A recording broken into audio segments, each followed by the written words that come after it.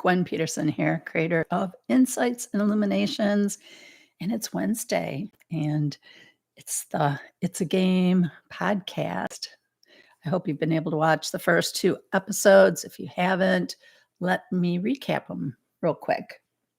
First off, the episode 1 was about my story. I told the event that happened that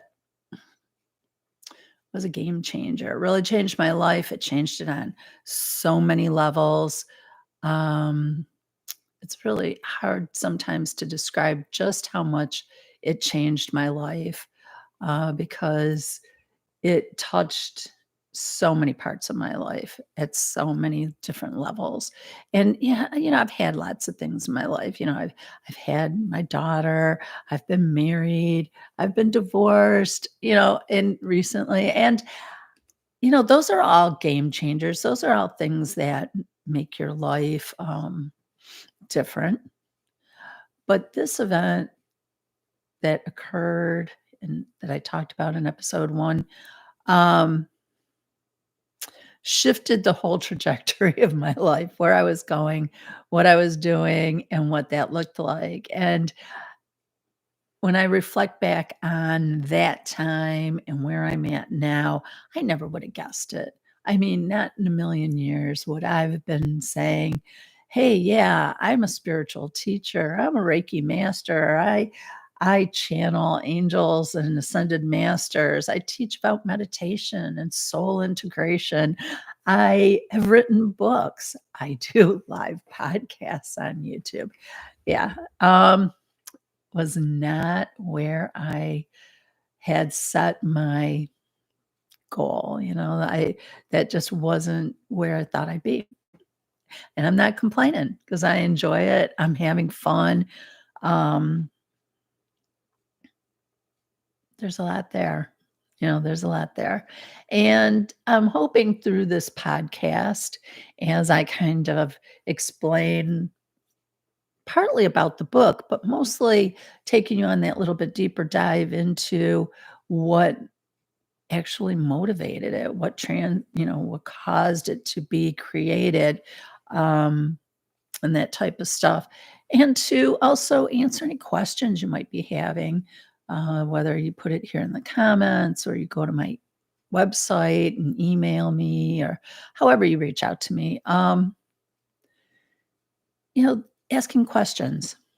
It's a big part of the whole growing experience. And sometimes you don't really realize that that's where you're going to go until you're on it. Okay. So I welcome the questions. Episode 2 kind of wrapped around the writing of the rule book, if you will. Because the whole concept is to get you into that place of playing a game, that your life is a game and that you want to start to look at it as a game and really understand the mechanisms that are going on. And if you've recently bought a game, it came in a box. Usually the instructions are on the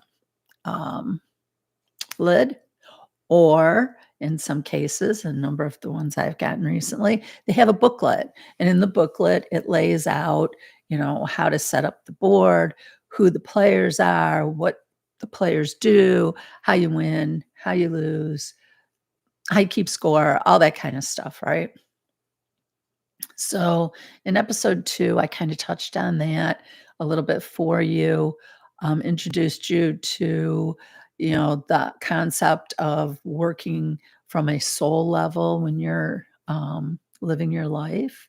And I also touched on understanding the mind and its role in this world and how it plays into the game.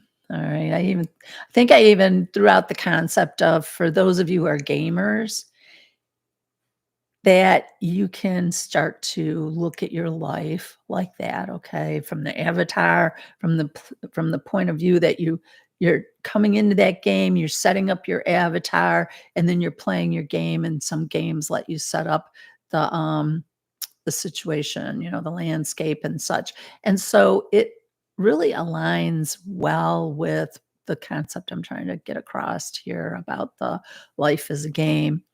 If you're not a gamer, maybe you can kind of put it more towards the matrix, if you will. There's a lot of movies out there that if I ever got the chance to pick the brains of the writers, directors, and such, and say, "Hey,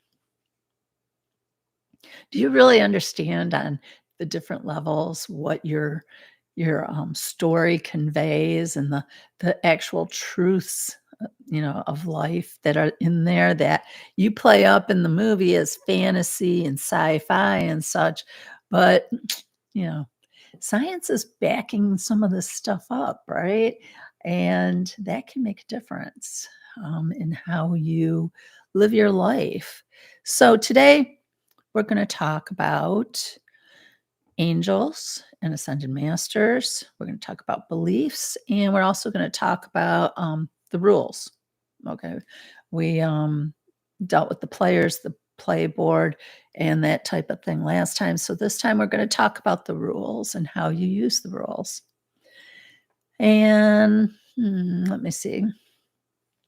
I glanced down at my notes because I make some notes, and I'm going to segue into this, because people are like, oh, if you are going to do podcasts, you can, and I did reviewed some classes and some people who talk on, what you should do, how you should do it. And, a lot of them stress the whole being very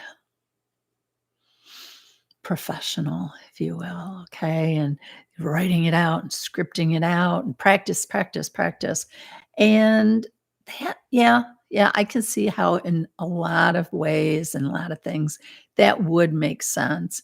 But when I'm when I am doing the work I do, it's really hard. I could give myself notes to try and keep me on track, but for the most part, it's coming from the heart. My soul is taking the lead. Sometimes spirit's coming in, and they're putting in their 2 cents.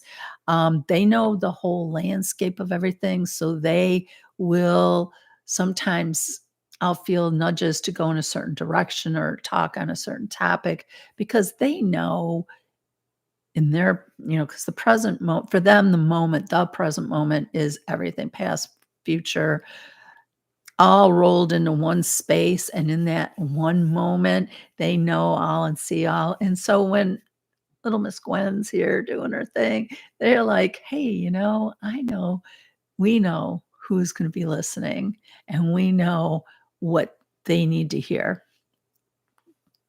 Usually doesn't make any sense to me. I don't know who it's going to, but I do get notes from people from time to time that'll say, "Holy smokes, if that didn't speak directly to me."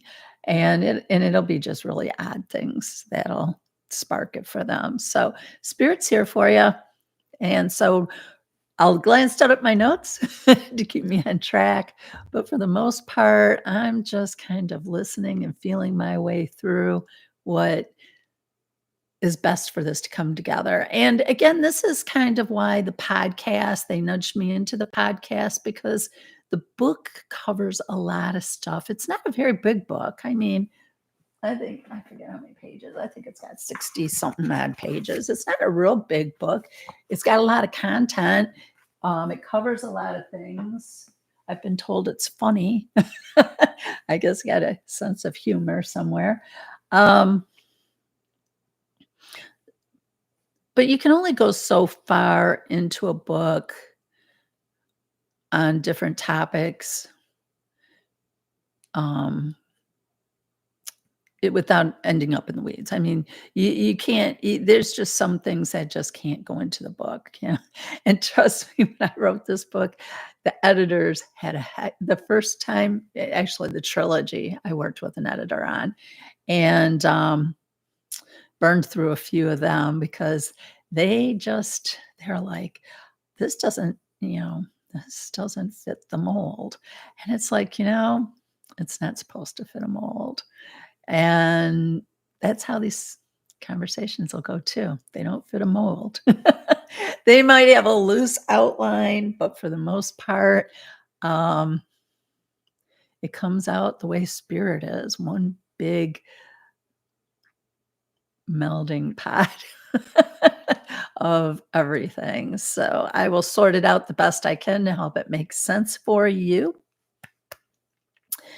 So let's see, I'm going to jump into the beliefs part of this. Um, Probably way back when all of this all got started, one of the things that probably um, wasn't the easiest thing to wrap my head around. I'd heard the statement that beliefs are thoughts you keep thinking. I'd heard it in numerous places. Um, it was one of those things I kind of said, yeah, yeah, okay. Thoughts are beliefs are thoughts you keep thinking. Okay, whatever that means, okay. And I would just move along. And then one day it kind of hit me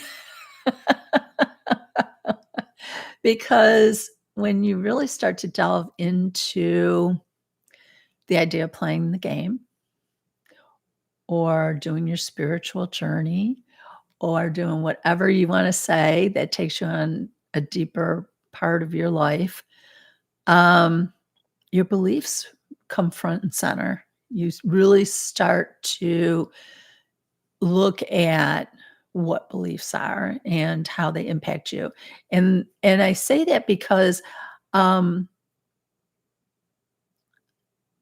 I bump up against that a lot with people because you can see their beliefs, and it doesn't, and I don't argue with people who have strong beliefs and things because it is their belief system, and beliefs are thoughts you keep thinking. And until that person is ready to change that belief, that thought, till they're ready to change that thought, they're going to hold on to it. And some people really believe that what they believe can't be changed, okay? That what they believe is rooted in them and it will never be changed. And that's fine. That's fine.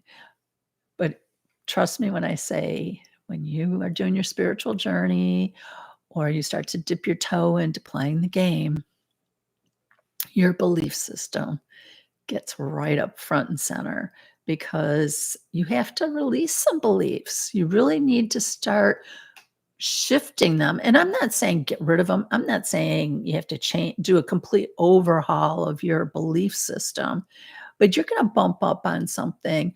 Do I really believe this? You'll hear yourself say, well, I believe blah, blah, blah. And you'll catch yourself, you'll hear it, and you'll be like, do I really believe that? Is that a belief I want to hold on to? Is it a belief I can change? Is that something that, it needs to be visited with? And that's where the change comes in. And that's when you start to gobble up little coins that'll take you to the next level. Because as you let go of some of the beliefs, because a lot of these beliefs, and it's going to tie into another thing I'm going to talk to you about in the rules part, is those beliefs are anchored in the third dimension. All right. And those beliefs, because they're thoughts that you keep thinking with your mind, okay? And that mind is part of the third dimension. And so any of those beliefs are going to be third dimensional. And I'm here to tell you, they can all be changed.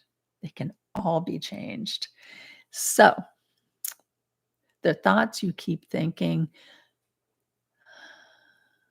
So if there's a thought out there, purple moons land on yellow planets. All right. And you're like, what? Purple moons land on yellow planets. But if you keep thinking about it, purple moons land on yellow planets. Pretty soon you start believing that. And as you start to believe that, things start happening. It's just how it works. And Um, that plays into the whole rules that we're going to get to here in a little bit. Let me look at my notes, make sure I've touched on everything. So I think I have thoughts are the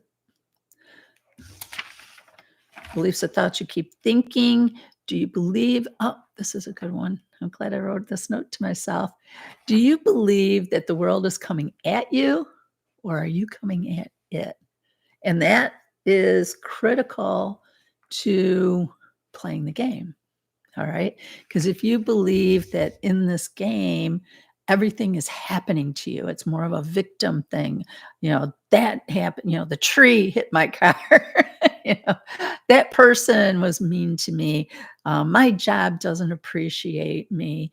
Bad things happen to me all the time. That's a world coming at you kind of thought process. And when you start to shift your belief systems, you start to see that actually it's you coming at life because it's a game. You're coming at it. You're the one moving the players around. You're the one deciding things. You're deciding everything. And I'll put it out there right now. You create everything around you. You have co-created in some way with someone else, but you are a creator and you are the one responsible. To what degree you want to accept that is completely up to you. You don't have to change any of it, or you can change all of it. It's all up to you. But that can be a big belief change, inner workings movement, when you start to play with, no, it's me. I'm the one in charge here. And I'm not talking I'm in charge here as in I'm going to go out and boss everybody around. That's not what I'm talking about. It's not an egotistical kind of in charge thing. It's more of I'm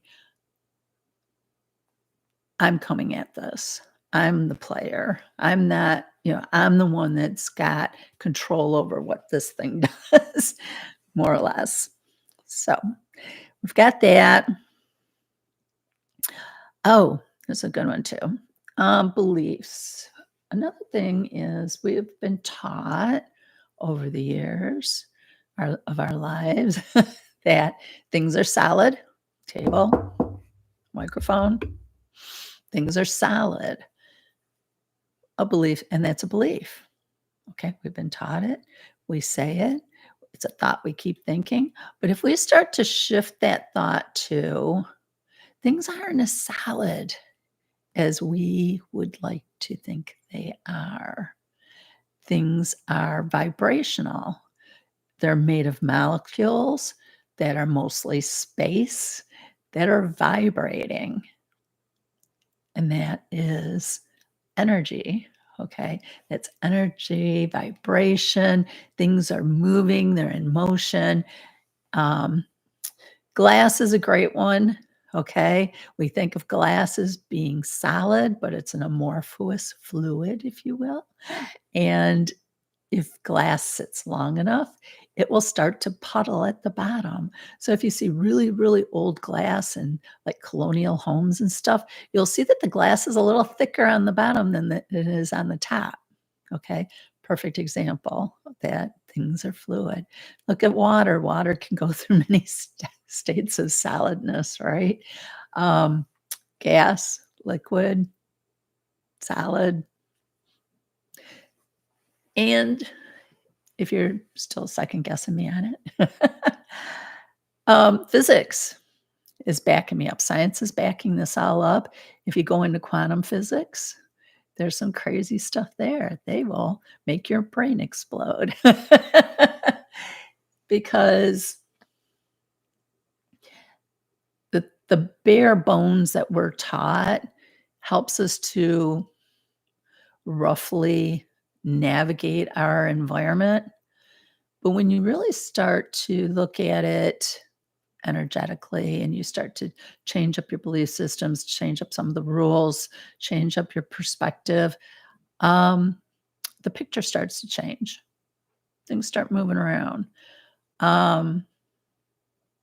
I had a recent situation of here's I'm gonna use this example because I thought this was a good example. Okay, so right now, currently, we're on I think there's still fires going on in LA. They've been burning. I think they're starting to get a handle on them. Lots of devastation. They don't have the power, they don't have the communications in a lot of areas anymore. So Musk took in his Starlink, and he also took in a convoy of his cyber trucks to power them. And for me, I had to stop and go, cyber trucks? I was like, oh my gosh, yes. And so shift of perspective. I see cyber trucks as a vehicle, a truck, a thing on the road, crazy looking vehicle, right? Electric vehicle. I didn't think of it. And this is where, like Musk has, that's why he's such a genius. He sees things from different perspectives. So he doesn't see a cyber truck as a truck. He sees it as a battery.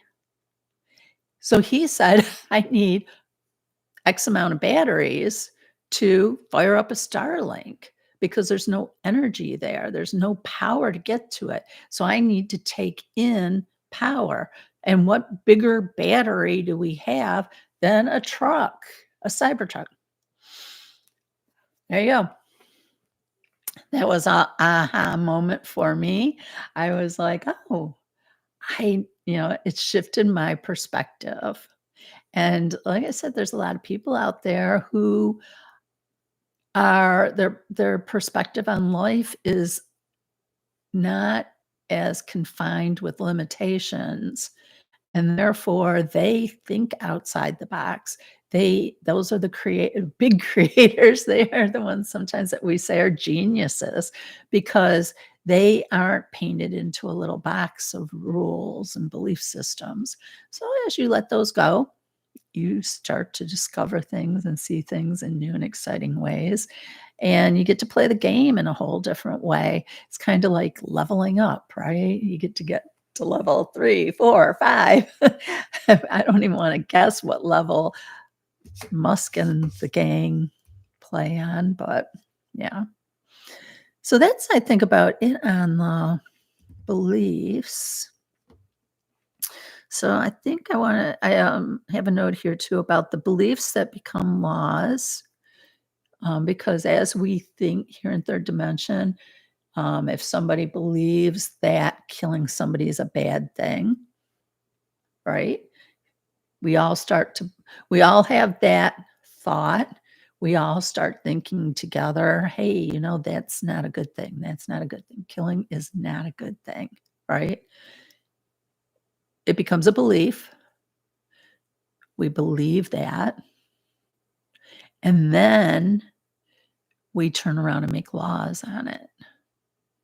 And again, in the third dimension. So we make these third dimensional laws that say, okay, killing people is bad. And then where you run into problems with all of this, with these third dimensional beliefs and third dimensional laws, is when you bump up against the exceptions where, well, is it always bad to kill someone? You have wars, you have self-defense, you have things where it accidentally happens, something happens weird and someone ultimately dies. That's where you start to run into problems with our social mores and these third dimensional rules and our belief systems. And I'm not saying there's anything wrong with them, but if you can start to place that in its own little box over here in third dimension, because as we move through this talk today, we're going to move out of third dimension more and into another dimension of non-physicalness, if you will, the realm of vibration and energy. Um, and our non-physical friends that we work with and different things, who play by different rules. And those are the rules we're going to talk about. And I'm going to flip my paper over and we're going to move into that. Universal rules or laws. Okay. And I think some of you probably are familiar with this first one that we're going to talk about, and that is the law of attraction. So, law of attraction, I think pretty much, it's been around for a little bit. The phrase, I think it's gotten some traction. It's got some uh, relevance to most people now, that they've heard it. And the basic description of that or definition is like attracts like. Okay. Law of attraction. If you're a magnet and you're going to attract, negative attracts positive and positive attracts negative. No, like, sorry, like attracts like, so you're going to get the, positive is supposed to attract positive and negative, right? So that is so simplistic. It's very simplistic of what the law of attraction really is. And that's where confusion comes in. A lot of people get messed up with the law of attraction because they're like, "Well, I'm over here saying I don't want to have a sore toe. I don't want to have a sore toe, but yet I have a sore toe." And now I'm saying that I don't want it. So I'm focusing on, something else, and it's still not happening. And I would want to. I'm going to try something new here on YouTube with this live thing. I'm going to see if I can't share screen for you.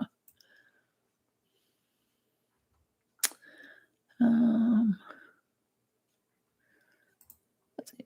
Let's go here.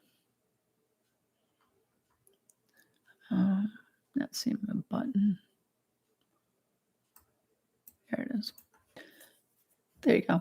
I think you can see that, right? In fact, let me make nice and big.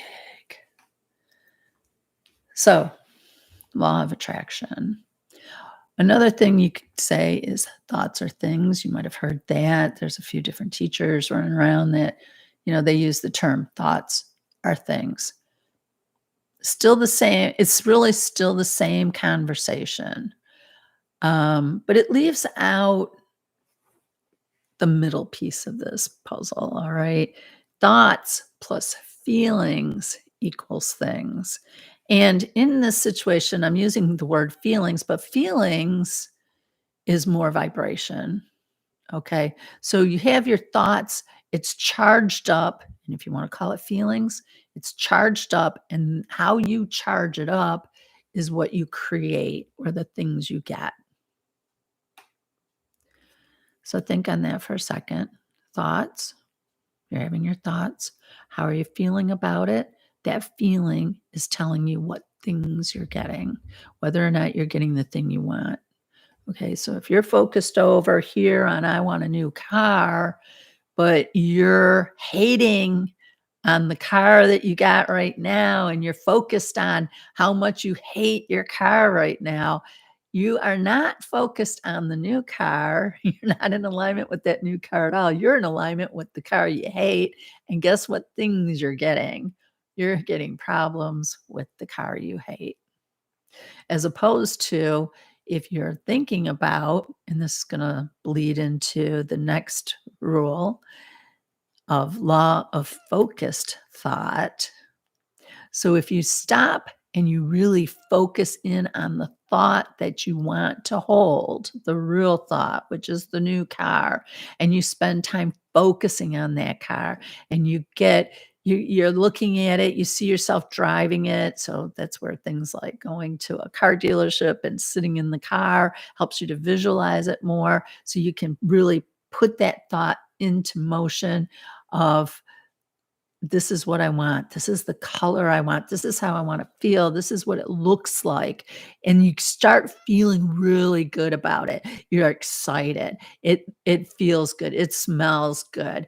You just can't wait to be in that guess what's coming your way? And if you can maintain that feeling of a new car coming to you, what it looks like, how it feels, not how it gets to you. Notice there's no how in the equation. You're just focusing your thoughts. You're making sure you're in a good feeling place.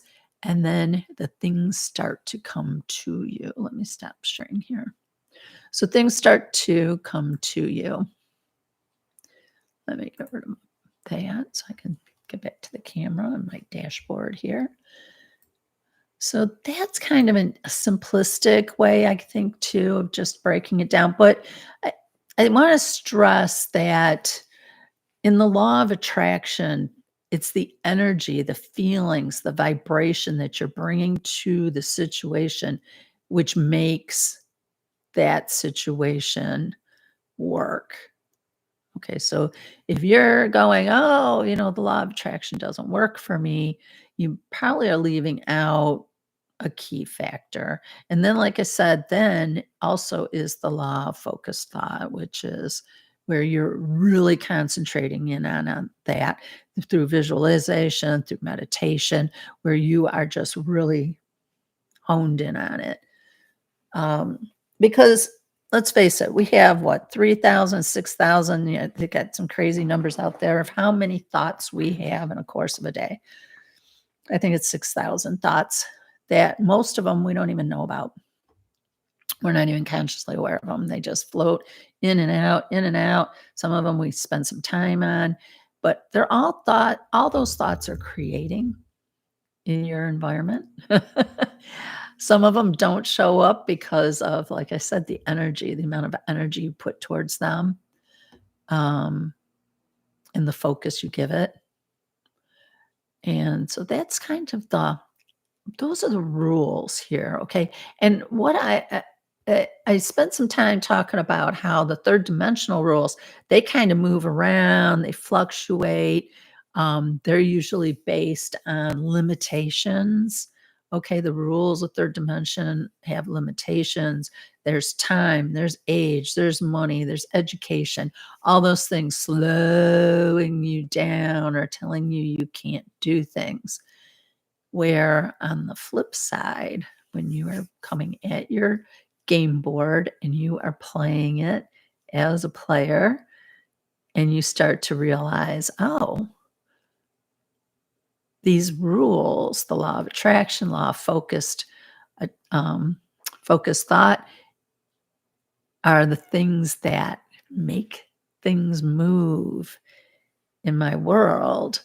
And those are universal, meaning they are constant. Okay. They're always there. They don't change. They're not limited. The only thing that limits it is you. You limit it through your feelings, or the types of thoughts you're having. Okay. So again, they're continuous. They don't change. And when you begin playing with those rules and start to throw away some of the old rules, you really start to take on some new things, like thinking about how you can get communications and power to an area that's devastated from wildfires or from a hurricane or whatever have you, whatever is happening, you are able to access and create because you're not limiting yourself by things that you've been told, you can't do that, or we don't do that, or you're this and you can't do that, or you're too old, you can't do that. You don't have the education, you don't have the experience. Who are you to do these things? And you hear that thrown around a lot of times with people who are very creative. You'll hear people, because it'll brush up against their belief systems, and you'll hear things like, who are you to do that? Who are you to say or do that? So think about that. Play with that idea. So I want to mention again, we are always creating in our experience, which ties back to our belief systems, right? If you believe that you are always creating your environment, then your that as you change that belief system, your creating abilities begin to change in line with that. So I want to segue now into the non-physical players of the game. And I guess I saved this to go here because of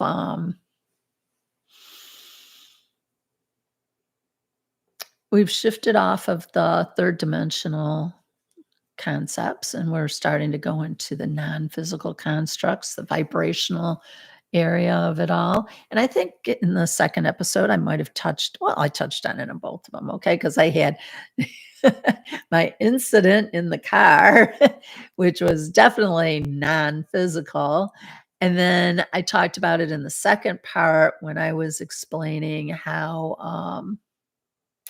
a lot of this is coming about because of nudges from spirit and such. Um, so I want to throw out, there's a couple of things I want to mention before I get too far down. All right. So on emotions, if by chance you were like, well, how do I work with the emotions? You kind of threw that whole feelings thing out there and didn't talk about it. I could spend years on this podcast taking each sentence and talking about it. That's how deep some of these things will go. There's lots of moving parts to them. And I am only scratching the surface of it. All right. So a lot of this, I'm going to skim over some of it. I already have classes and videos on that you could explore if you'd like. The books are out. That's an option too. My website, my weekly insights and illuminations that go out would help with some of this stuff. But it's on you also to do a little digging, do a little exploring. Where's your soul calling you? Okay. Where are you being called to go next? Feel it here. If it resonates and feels good, step into that. See what that's all about. So emotions on the feeling part of it, the Abraham Hicks material, they have great information. They talk, their whole thing spins around the emotional guidance scale, how that lines with our spiritual connection. Um, and that was a huge turning point as I was moving through my discovery part of my life, and I'm still discovering. But in those early days, the emotional guidance scale became a really big piece of the puzzle for me. Um, that really kind of changed a lot of my belief systems on a lot of things because I struggled with um, that whole alignment, the alignment with spirit, alignment with God, um, and the emotional guidance scale is is the ticket. Emotional guidance scale, when you're in fear and anxiety and stress, you are the farthest thing away from your alignment, and that's why you feel bad. But when you're in alignment and you're in a good place, you're going to feel hopeful, you're going to feel love and joy. And that's because you're in alignment with God energy, spirit. And like I said, I could talk on that a lot. I'm not going to because if you're listening to this, you're on YouTube, visit my YouTube channel. I have a class on the emotional guidance scale. If I remember, I will also put the link to, I have a worksheet on it as well so that you can print out your own emotional guidance skill and begin to work with it. It really is a fun part of the game when you bring that into it. Because again, law of attraction, it's thoughts, feelings, get things. All right. So that feeling thing, when you can really start to finesse that, it moves things along pretty quickly. So yeah, visit the YouTube channel for the emotional guidance scale. Another thing I have a video on is a video on walk-ins because long story short, after that event, and that's the thing I was focused on, all right, was what was that? What was that whole sensation of having another physical, not physical, you can't even say physical, but another energetic within myself. That whole thing was where my focus was. It wasn't on spirituality or anything else. It was like, what the heck was that? Because it was just so far removed from my life. That is not how I was brought up. so, so I was pursuing that, and I'll tell you what. I think I've mentioned this. If it hadn't happened to me, I none of this I don't think I would buy into most of this stuff, but because I had that experience, and I'm sure you've had maybe not as crazy of experiences, but I'm sure you've had experiences in your life where it gets your attention and you're like, "Wait a minute, what was that? How is that possible?" That's the stuff that you use as a touchstone to say, "Yeah, there's something else going on here. There's something a lot more going on here." And so I have a video on my walk-in information, where I talk more on the walk-in and who and what it was and how I came by it and that type of thing. So, visit that as well. And like I said, there's a lot of things you might be saying, "Well, Gwen, you kinda skimmed over this. Can you talk more on it?" Just kind of play on my YouTube channel. If you don't really see it there, I probably offer a course in it on my website, so go there. But I digress in the middle here.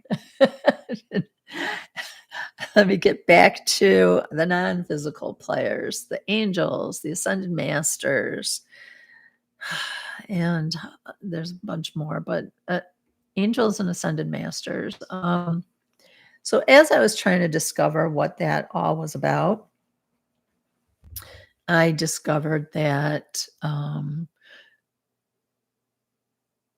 Saint Germain it's ki I think I talked in my video on how I came by Saint Germain, and I didn't understand what ascended masters were, didn't have a clue what Saint Germain was about, so I did some research looking into it, and I'm like, "Okay, I don't know about I really don't know where I'm going with all this." And then the next thing I knew, because I was really working on my meditation practice at that time too. I was really getting, um, spending more, I was getting serious about it. And right now I'm writing a book on meditation. If you visit my website, I have, I think I have an ebook on it as well. Meditation Begins with Me. Uh, to make you successful in a meditation practice, because it took a lot to learn how to meditate and what it does and what it doesn't do and how to be effective with it, because I'll tell you what, it's not an easy process. It's not an easy process, and I've had thousands of students over the years tell me that it's not easy, and I get it. So that's why I'm writing the book on it. So that, and because I've taught students, and once I break it down for them and I do a meditation with them, they're like, "Wow, is that all there is to it?" And I'm like, "Yeah, that's all there is to it." And as you start to work with it, it goes in different directions. You can go deeper. Every day is different. Some days, your mind might not be so quiet. So you focus in on that. What is this thing? How can I move it around? Is it a belief system that needs to be changed? Is what's the emotions? How's that fit into the emotional guidance scale? All of that. So I was working on my meditation at the time. And as I was meditating, I started getting more crazy experiences. All of a sudden I'm hearing people talk to me again. This time. Um, yeah, that crossed over loved ones, angels. And yeah, angels and ascended masters started coming through. There's a handful of a bunch of them that come through, and it's fun, and their main goal is to steer you back to your soul because it's your soul that's here. Your soul is here playing. It's playing with through this avatar, and as it's playing through this avatar, um, sometimes the avatar has a mind of it. The avatar has a mind of its own, and sometimes it drowns out the soul, even though you can feel the soul. You can feel whether you're connected to it or not. If you're not feeling good, you're not in alignment. When you're feeling good, you are. And sometimes your mind can override the whole other aspect of it. So the archangels and ascended masters are there to help guide you back to your soul's calling, your soul's mission. Your soul's not here to learn lessons and overcome horrible things and all this other stuff, right? All the doom and gloom that you can hear out there about it. It's your soul's here to play because this is a game. Let's get back to the game. All right. This is a game. Your soul came here to play it. All right. It doesn't take this stuff seriously. It and I don't want you to go off the wrong direction on the serious thing. It understands that we take things very serious, but it isn't as engaged because it's limitless. So it doesn't have those limits, those self-imposed limits again. It doesn't have the belief systems that we're carrying around. It's in a realm of freeness, okay? And it can do and see things that we from this perspective can't. So your soul is wanting to do different things. And so you've got your angels and guides, which sometimes, if you think about it, sometimes it's easier to help somebody else than it is to help yourself. So it's the same thing. It's easier to talk to an angel or an ascended master or ask their help than it is to turn to your soul. All right. And I don't know why exactly sometimes that is, but it is. And I want to go back to the analogy of, the soul coming into this body, thinking of it as a car, we're on a road trip. So your soul's going to be the driver of the avatar. And you get your angels and guides in the background that are with you. And they're ready to help anytime you want them to give you some assistance. You just got to ask, and you have to be able to ask in the right way, okay? Because a lot of times people are like, save me, save me, save me. And that's not a it reminds me of the joke that goes, the guy, there's a flood, and so he gets on his roof, and the waters are coming up higher and higher. He's about to die, and he's praying to God. He's like, "Save me, save me, save me." And a guy in a boat comes through and says, "Hop in the boat. I'll take you to." No, no, I'm no, no, no. So the guy in the boat says, "All right." Off he goes, and the guy's praying, "Save me, save me, save me." And a helicopter comes, and they're like, "Come on, come on." And he's like, "No, no, no." So the helicopter leaves, because he won't come. And he dies. He goes to He's up there at pearly gates. He sees God. "Hey, God, how come you didn't save me?" And God's like, "Well, I sent you a boat and I sent you a helicopter." So that's a great story for pointing the finger at something and going, "Hey, what are you expecting? You're asking to be saved, but you're really not being clear in what it is that you're wanting to be saved from, or maybe and then you don't want to get caught up in the how, but be more focused on what it is you want to do there on being saved." And so you got that one. What else did I want? So they're there to help you, to guide you. They're fun, especially Archangel Michael. He's quite the little character to hang out with.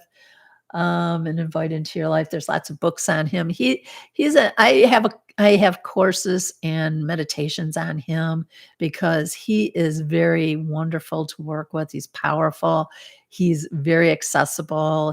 His mission is to be ever present to everybody on this planet.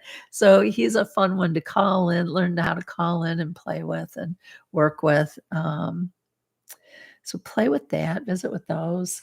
Um, I think, I think I talked about the ascended masters. The ascended masters um, are people who have been in physical. Okay, so like Jesus is an ascended master.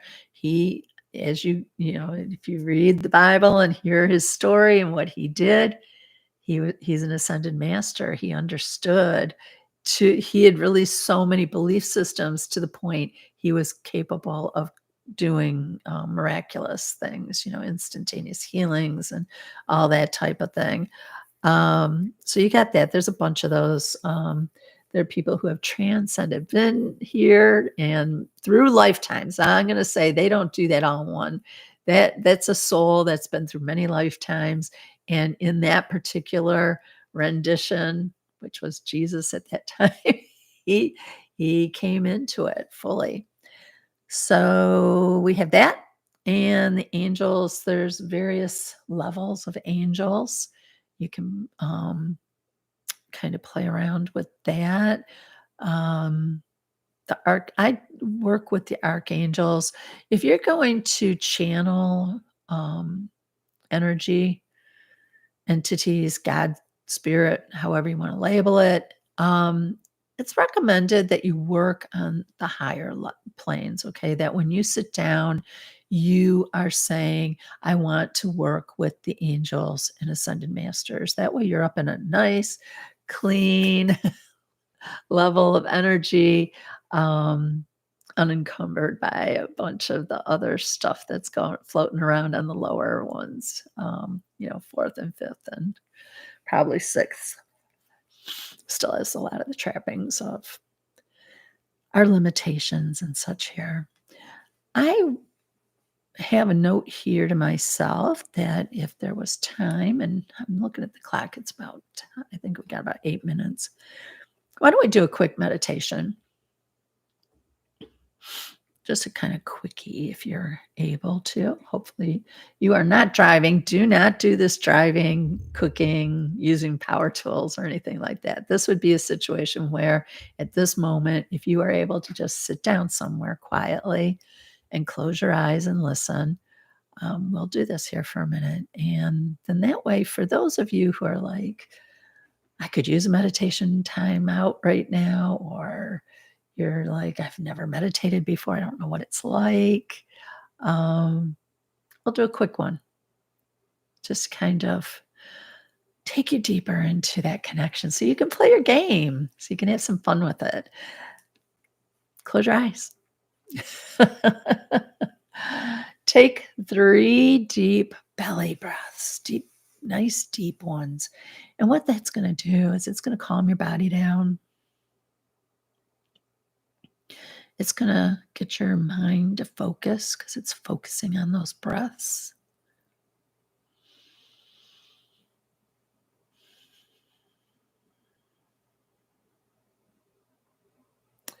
And the archangels and the ascended masters are here and they're ready to work with you. Let's begin.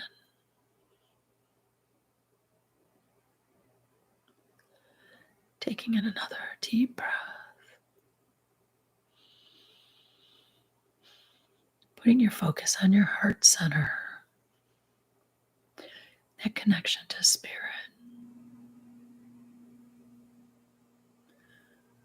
Your own personal connection to God energy.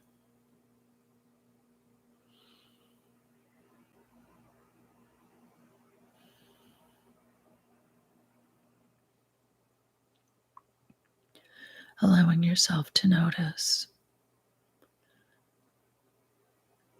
from an awareness place, more of an observer of where your mind is right now. Is it pushing back on sitting here quietly? Or is it just floating along with the words? Is there a pressing matter that's calling your attention?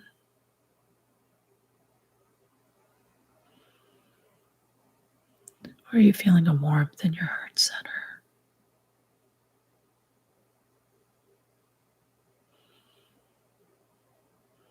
Just observing,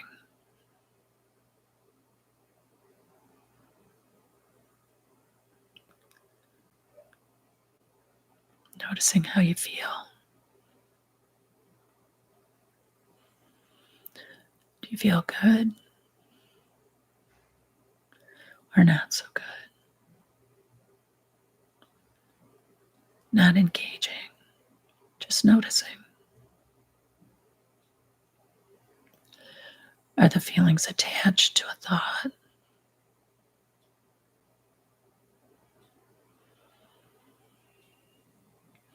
Taking a deep breath and releasing, letting go of any thoughts that linger.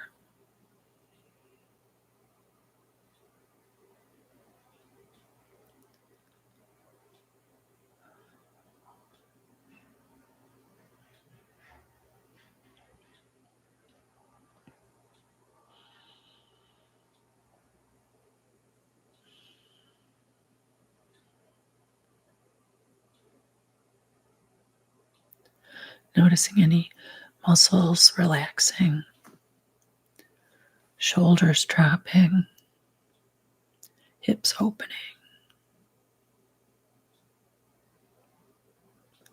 tensions slipping away.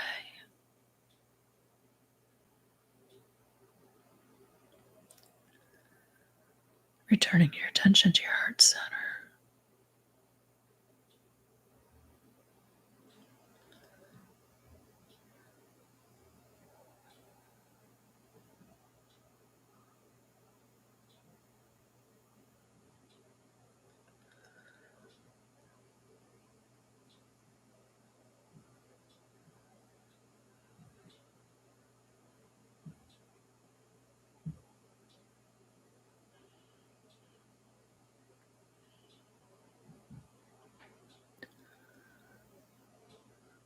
The world is a peaceful place if you let it. You are able to bring joy to your experience in spite of the drama.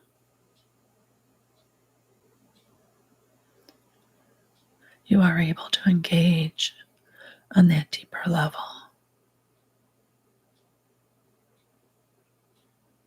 feeling the warmth, the love, the support that's there for you, the guidance, the answers that you're asking.